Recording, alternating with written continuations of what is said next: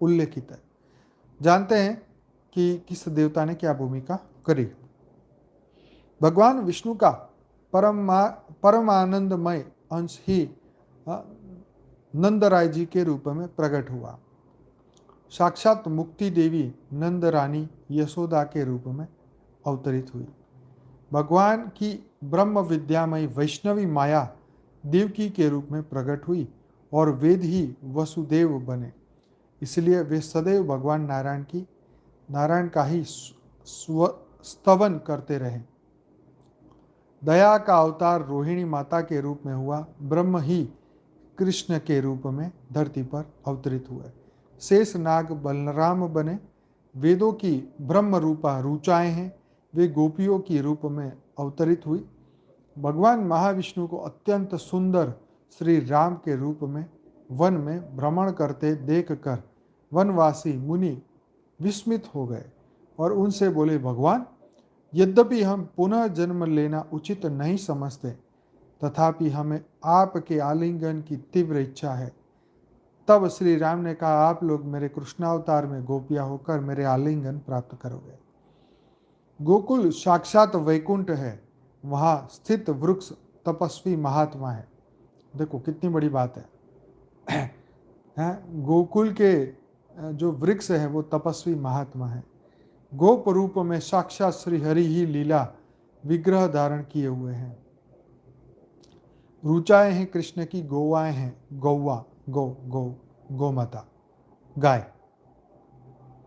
ब्रह्मा ने श्री कृष्ण की लकुटी का रूप धारण किया। लकुटी पता नहीं क्या होता है, आपको पता है तो कमेंट करिए। रुद्र भगवान शिव वंशी बने। देवराज इंद्र सिंह वाद्य यंत्र बने। अरे क्या बात कर रहे हो, ये वंशी क्या होता है ये भी लिखिएगा जरा। वंशी, रुद्र भगवान शिव वंशी बने। वंशी कोई इंस्ट्रूमेंट है क्या, मुझे पता नहीं। बंसी अच्छा, बंसी को वंशी बोले होंगे शायद, लिखने में आगे पीछे हो गया होगा। बंसरी को वंशी बोले। देवराज इंद्र वाद्य यंत्र बने। फ्लूट, ओके हाँ फ्लूट मतलब बंसरी। हाँ, और वाद्य यंत्र तो शायद वो कुछ होगा। कमर का कपड़ा में भी बांसुरी होगी। बांसुरी, हाँ बांसुरी तो वंशी मतलब बांसुरी होगी। बंसी को वंशी लिख लिया होगा, फ्लूट। कश्यप ऋषि नंद बाबा के घर में उखल बने। उखल, इसका क्या मतलब है मुझे पता नहीं है। माता अदिति रस्सी के रूप में अवतरित हुई, जिससे यशोदा जी ने श्री कृष्ण को बांधा था। ओके। कश्यप और अदिति ही समस्त देवताओं के माता पिता है, ये तो पता है। भगवान श्री कृष्ण ने दूध दही के मटके फोड़े और उन्हीं से जो दूध दही का प्रवाह हुआ उसके रूप में उन्होंने साक्षात क्षीर सागर को प्रकट किया है।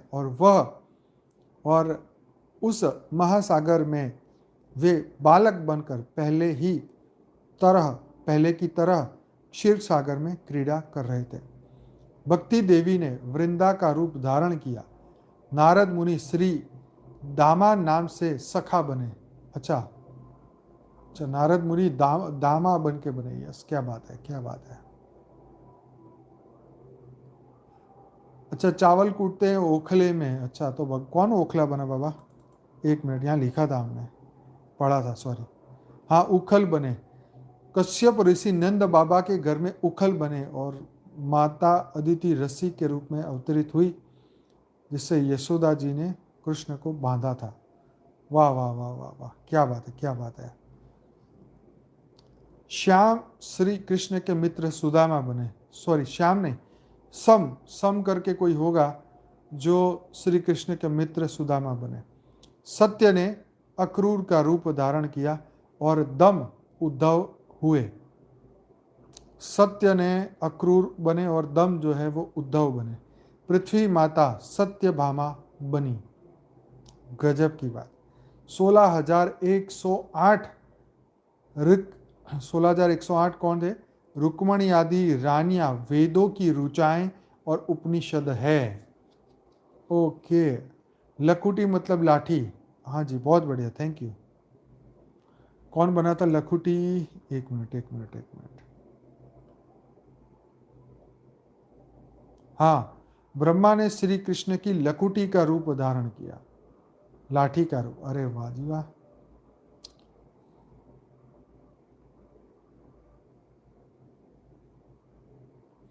जगत के बीज रूप कमल को भगवान ने अपने हाथ में लीला कमल के रूप में धारण किया। श्री कृष्ण का जो शंख है वो साक्षात विष्णु है तथा लक्ष्मी का भाई होने से लक्ष्मी रूप भी कहते हैं।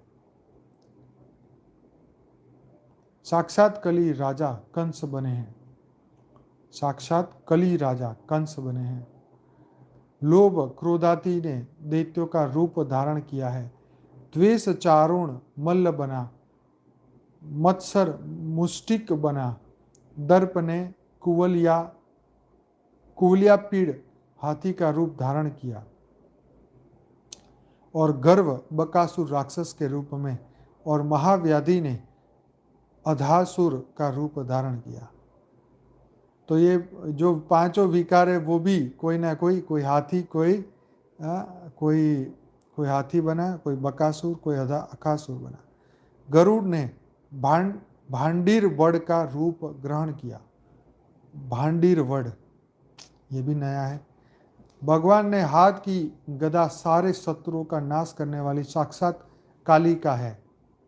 चलो, गदा जो है वो काली का है। भगवान ने सार्ग मनुष्य का रूप स्वयं वैष्णवी माता ने धारण किया और काल उनका बाण बना। धर्म ने चंवर का रूप लिया। वायुदेव ने विजयंती माला के रूप में प्रकट हुए हैं। महेश्वर खड़ग बने हैं।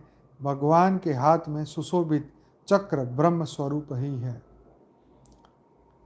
सब जीवों को ज्ञान का प्रकाश देने वाली बुद्धि ही भगवान की क्रिया शक्ति है। इस प्रकार कृष्ण अवतार के समय भगवान श्री कृष्ण ने स्वर्गवासियों को तथा सारे वैकुंठ धाम को ही भूतल पर उतार दिया।